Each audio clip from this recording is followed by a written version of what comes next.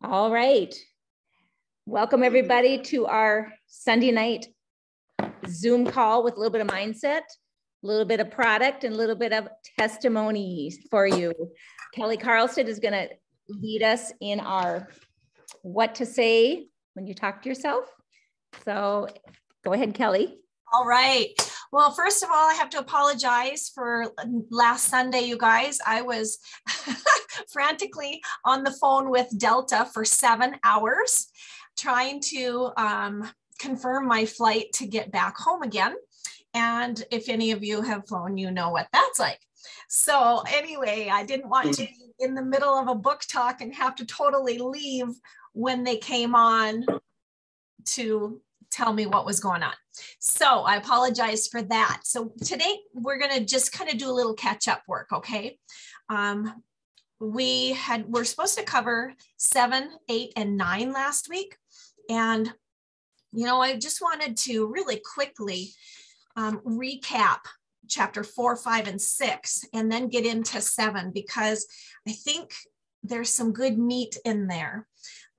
Last time we met, we talked about how our brain acts so much like a computer, or 2 times ago, and how our 5 senses, let's see, smell, touch, feel, hear, sight. Did I get all 5? How those 5 senses actually contribute to the input that comes into our brain and gets stored in our subconscious mind. It's kind of like a file cabinet, if you want to think of it that way.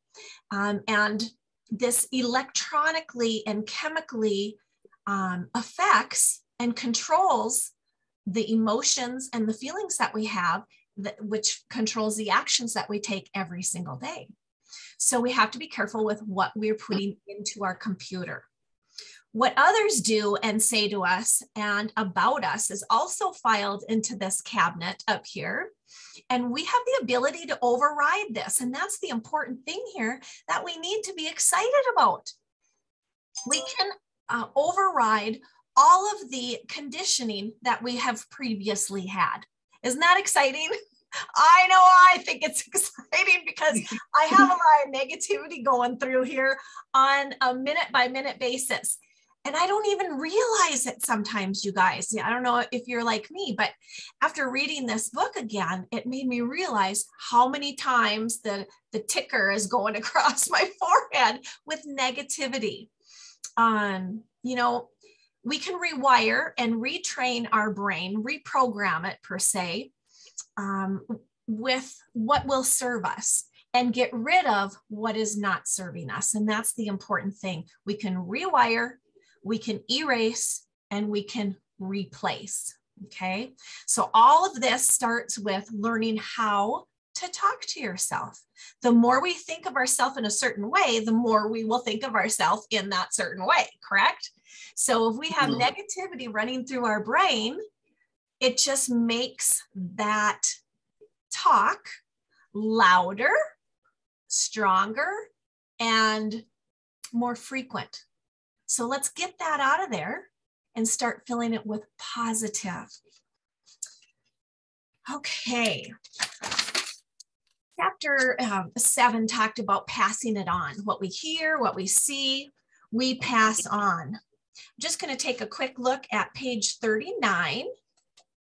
And I really liked this. We've all collected dozens of examples of statements and comments that our loving parents have told us without realizing that they were creating a self-belief. And we do this as well as parents.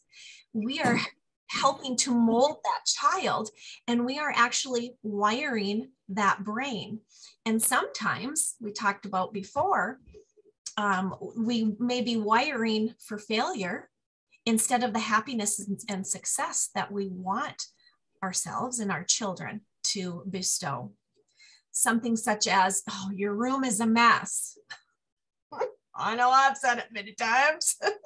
You just don't try. You're not listening to me. And a big one, you're lazy.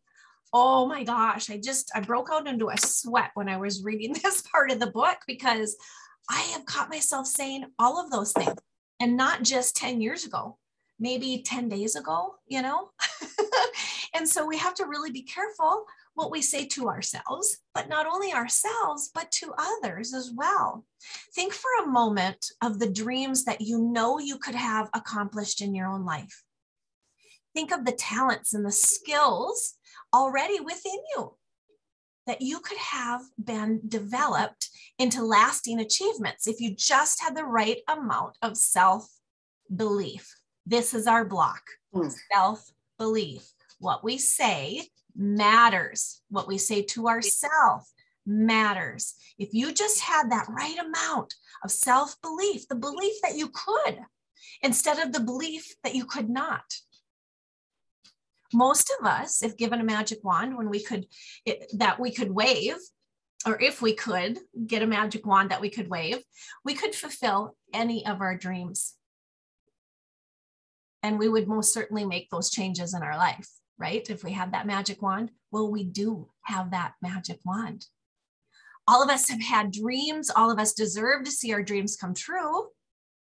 Were it not for the brick wall of bad programming that stands in our way, each of us, each day, would be living out more of those dreams, reaching those heights of attainment that we seldom allow ourselves to think about.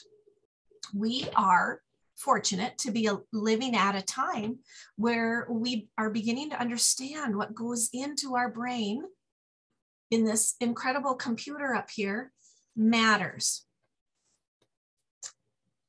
Okay. Another thing that I thought was kind of interesting, especially since we are in the healthcare business. If you have conditioned yourself to believe that you can't stick to a diet, you can be sure that your subconscious mind will make sure that no diet is going to work for you. How many of you said that to yourself?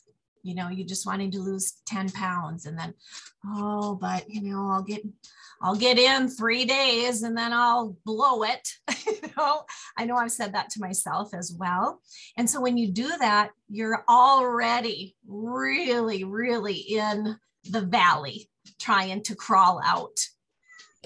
At least your subconscious can only do that for you and for others if that's what you tell it. So again, we have to watch what comes out of our mouth.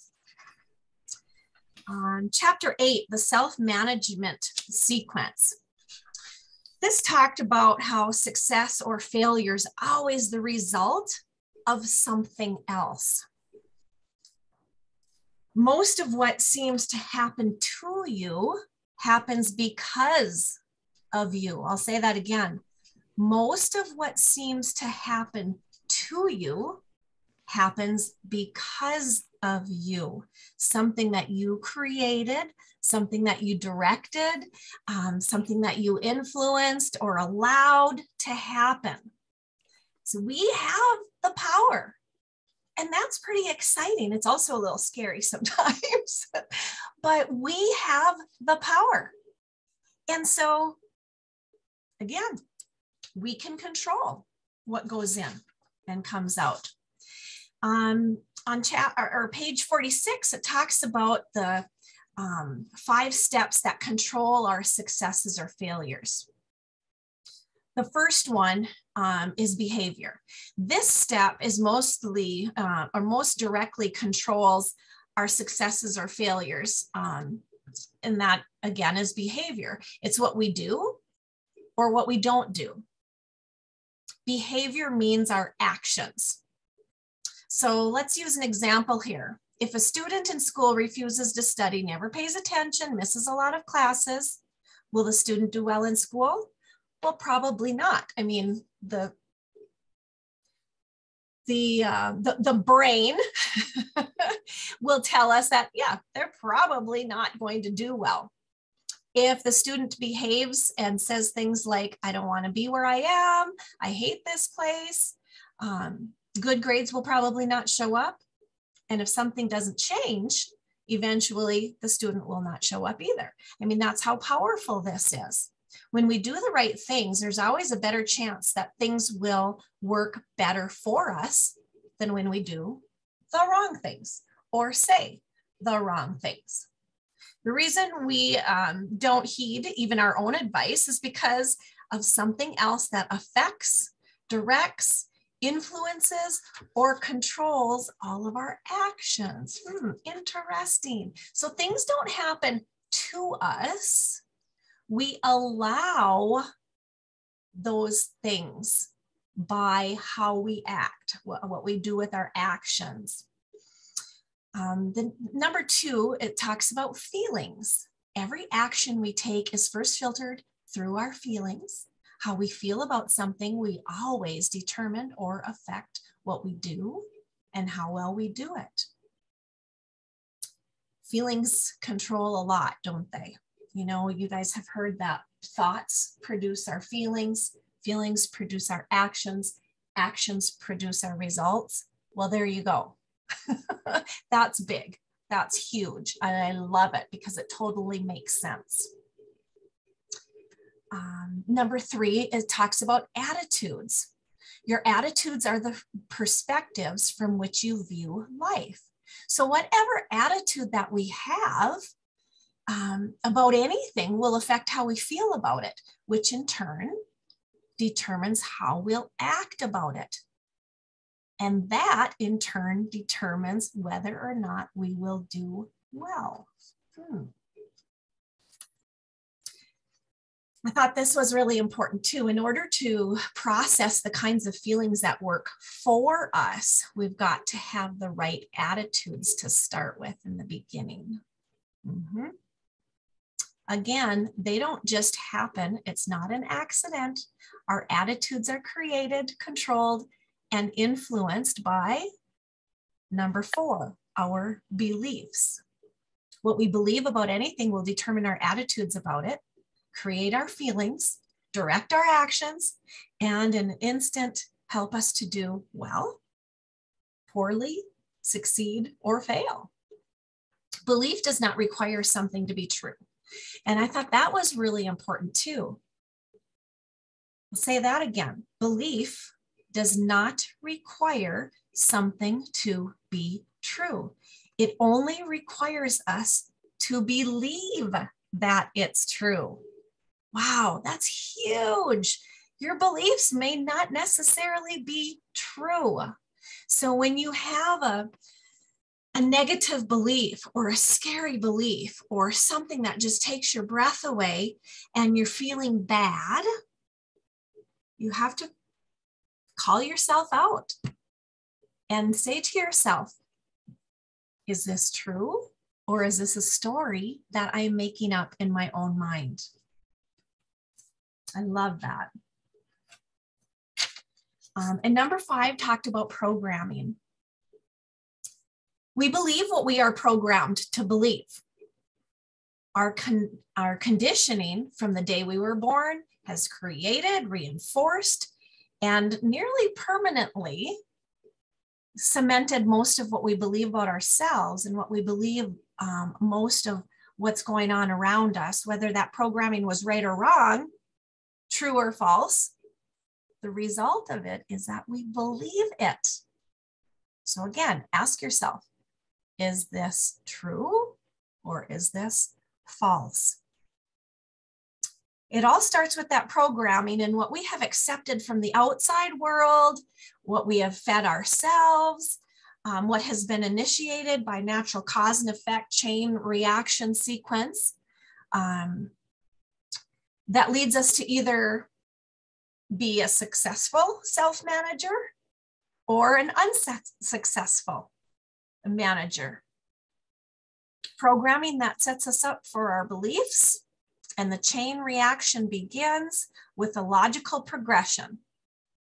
Again, what we believe determines our attitude, which affects our feelings, which directs our behavior, and determines our success or our failure. So again, those beliefs, we got to ask ourselves, is it true or is it not? And that's how the brain works. So what's exciting about that, though, is that we can control it. And we can, again, rewire. We can change that programming.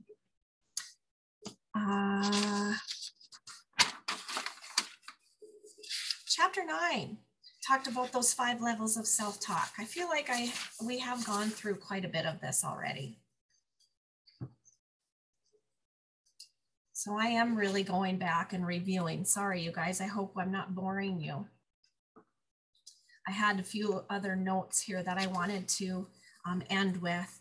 And instead of saying, I am not smart enough, I am not pretty enough, I am not skinny enough, change the wording to, I am learning more each and every day.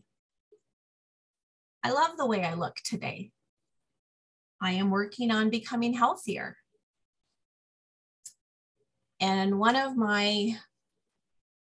our gals that I have taken a class with, I know Marla has as well, her name is Tiffany Peterson, and she always talks about us asking ourselves when we're feeling down or confused or frustrated or in a negative headspace, ask ourselves, what do you need, sweetheart?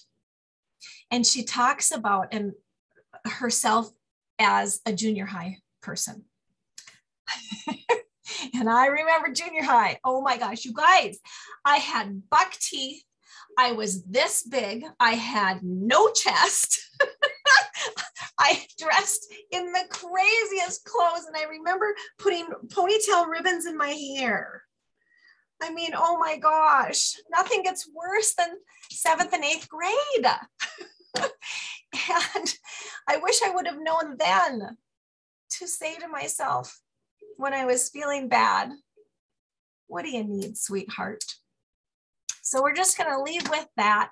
I want you to, write that down across your page and ask yourself that this whole next week while you are going through your trials and tribulations of the week, because you know they're going to come.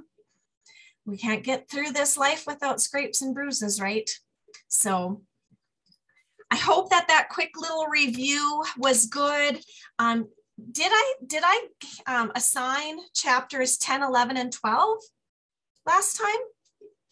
You guys remember? You left off on chapter 8 last time. Okay. We didn't get to 9, but it was good review. It's all good because I think this kind of stuff we need to hear often. Yes, it really is. And since we didn't meet last week, I just kind of wanted to touch on those specific things. Okay, so we have read 10, 11, and 12. Am I correct? So now, should we go 13, 14, and 15? And we'll just do a quick review of 10, 11, and 12, a very quick review, and then we'll get into the 13, 14, 15 chapters next week.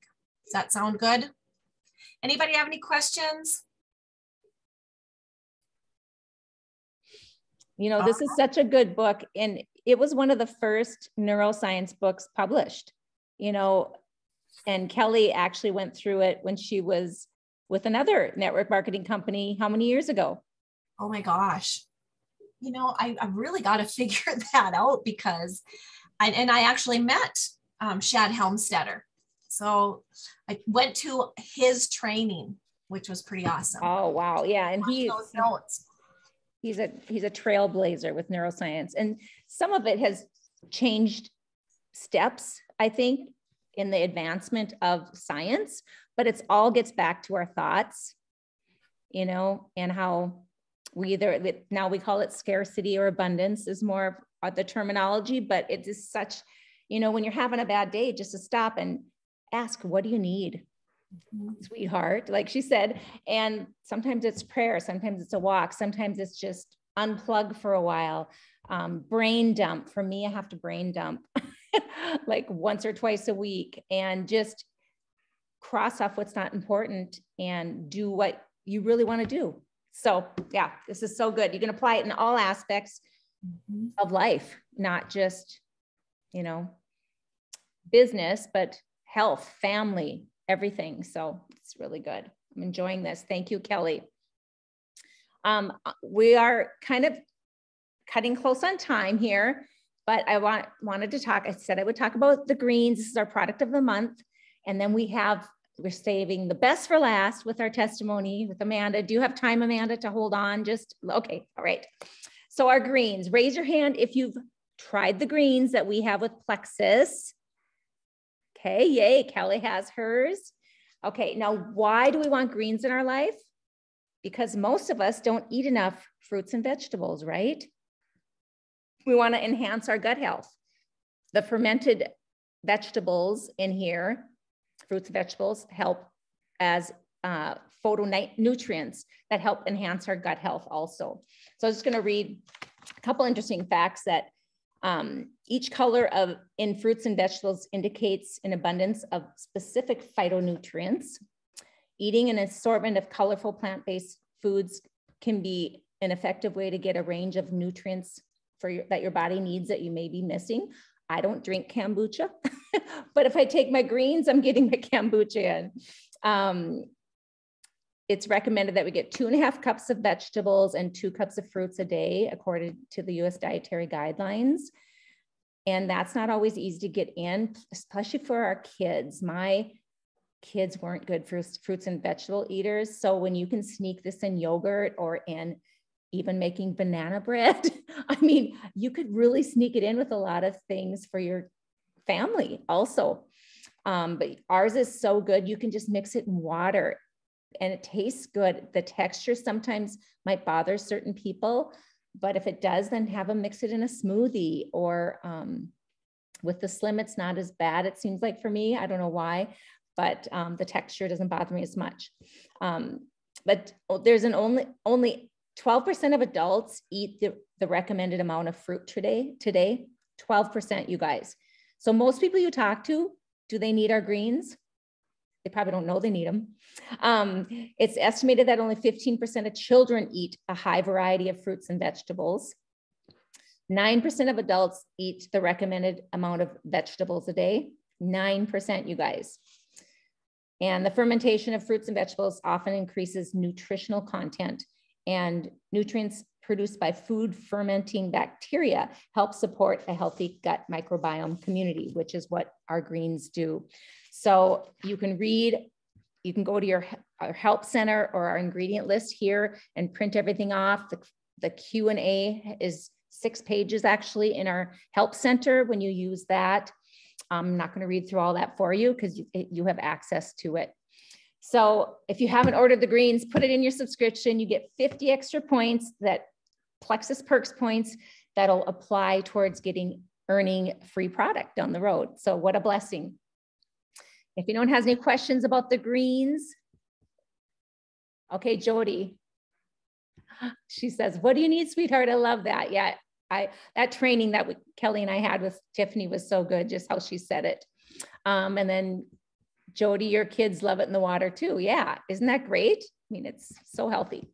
So I'm gonna switch over to testimony time. This is my favorite. This is what I love about this journey the most, is getting to meet new people that have just found better health and in turn are starting to share with others as well. So Amanda, if you would just like to introduce yourself, kind of talk about how you were introduced to Plexus and your journey and how it's turned from a health turn sharing opportunity. Okay.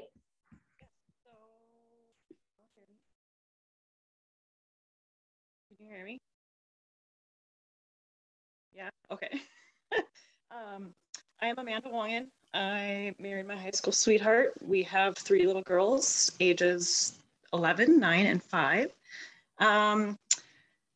Learned about Plexus through Erica, who I graduated from high school with. And good friends growing up, played basketball together. And so I, of course, had watched her posts for a long time. Along came about a year ago-ish, a little over a year ago, I started. And I'd been to my annual physical, was weighing the most I had, probably since I was pregnant. Just overall felt like garbage, to be honest with you.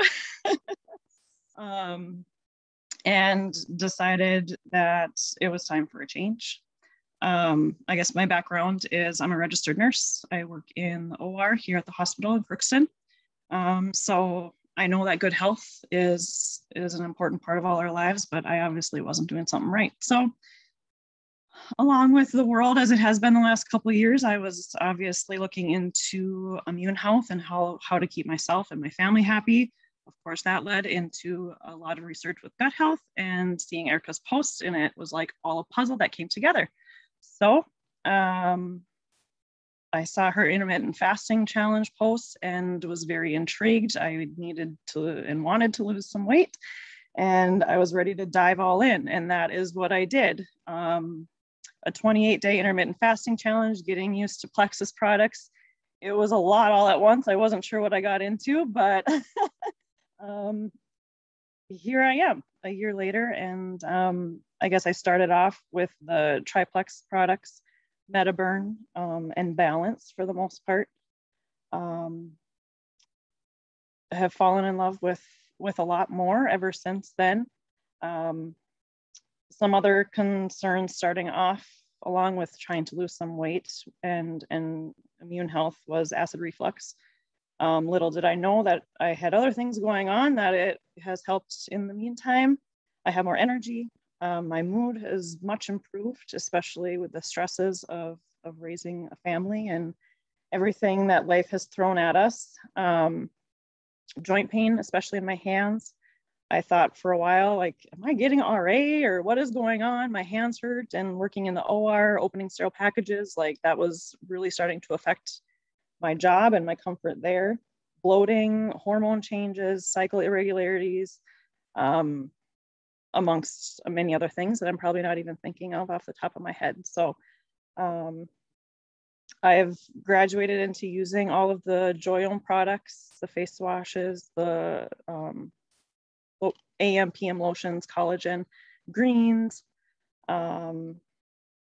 Active, of course, is definitely a go-to in my life. And now it's hard to not talk about it. So here I am, sharing is caring, and that's part of being a nurse. So it's easy to talk about. I definitely don't push it on anybody. I've given it a year of my life to see how it affects me before talking to other people about it, and knowing that the products, they do work, and how good I can feel. So I did test myself unexpected or unplanned, and kind of wasn't real consistent last summer using it. All of my things as I had been, and definitely felt how bad I had been feeling before I felt good. So that was a true testament of feeling good, and that something was working, and I didn't give it the credit that was due. So